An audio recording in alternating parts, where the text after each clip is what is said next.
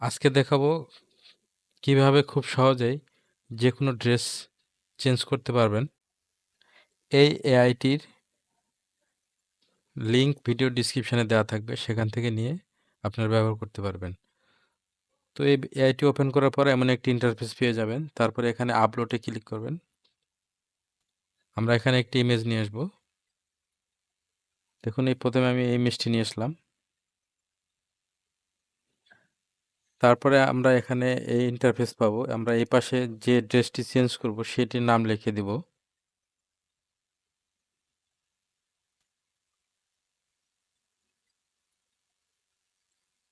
এবং পরবর্তীতে কি ড্রেস চাচ্ছি সেটি লিখে দিব এখানে।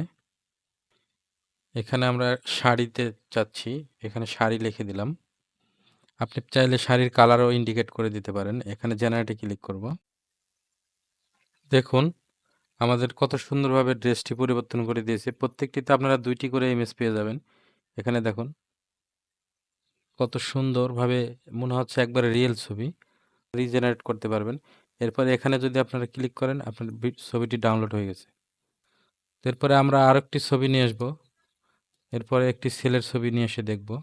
এখানে আমরা লিখে দিব, এখানে লিখতে হবে যে ড্রেসটি পরে আছে সেটির নাম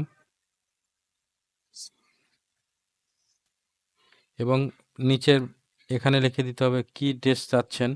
এখানে আমি লিখে দিলাম পোলো শার্ট। তারপরে জেনারেটে ক্লিক করব। দেখুন কত সুন্দর।